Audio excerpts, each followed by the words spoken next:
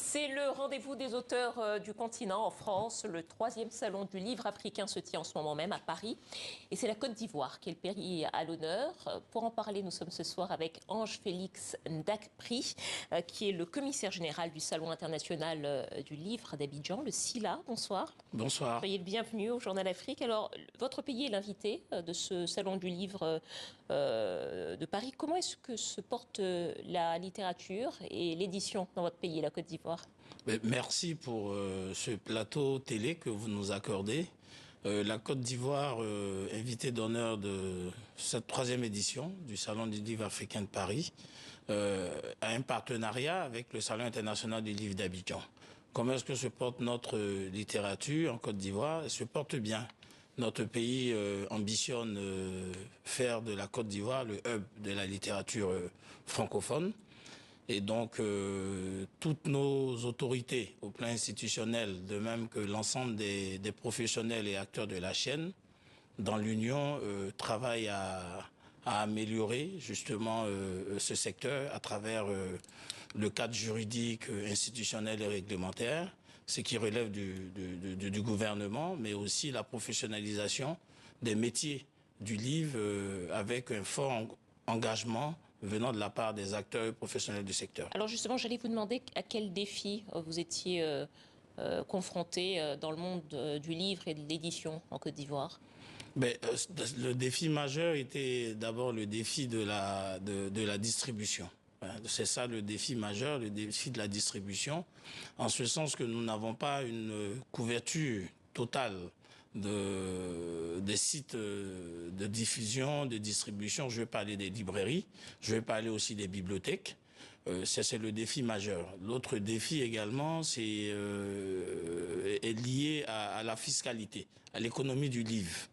À l'économie du livre, en ce sens que nous avons quelques difficultés à mobiliser les ressources financières pour pouvoir porter comme il se doit les programmes et les projets éditoriaux. Et puis bon, après, il y a le défi aussi de la population, de la proximité de la lecture avec la population. Alors on dit beaucoup, et ça ne concerne pas que l'Afrique, que les jeunes lisent moins et que les jeunes sont très souvent sur les écrans.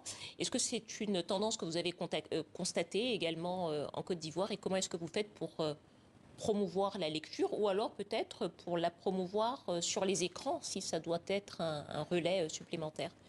Bon, nous pensons que les jeunes de plus en plus s'intéressent à la littérature sur ces supports digitaux et numériques.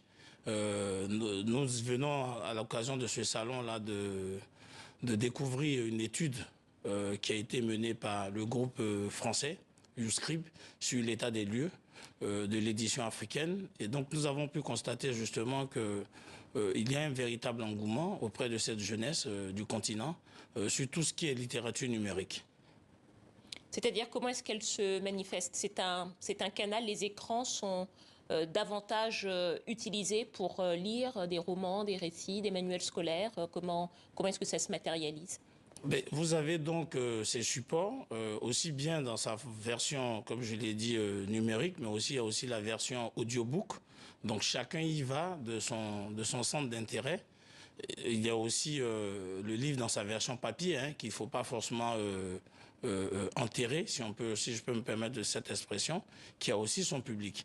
Donc pour revenir au livre dans sa version digitale, dans sa version numérique, je crois que l'offre que propose cette structure dont je viens de parler, le groupe Uscrib, sur vos smartphones, sur vos différents supports Android, vous avez la possibilité de contracter des abonnements et pour accéder à tout support de lecture, tout genre de lecture, mais aussi des magazines, des journaux.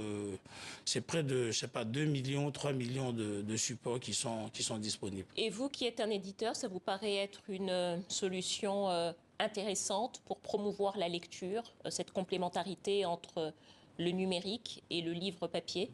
Ah ben oui, ça s'impose à nous. Nous sommes en pleine mutation des différents supports de lecture, donc il faut pouvoir s'adapter à ces supports. Il faut les intégrer dans nos démarches, tant éditorial que commercial, pour justement toucher un public un peu plus important, notamment le public jeune.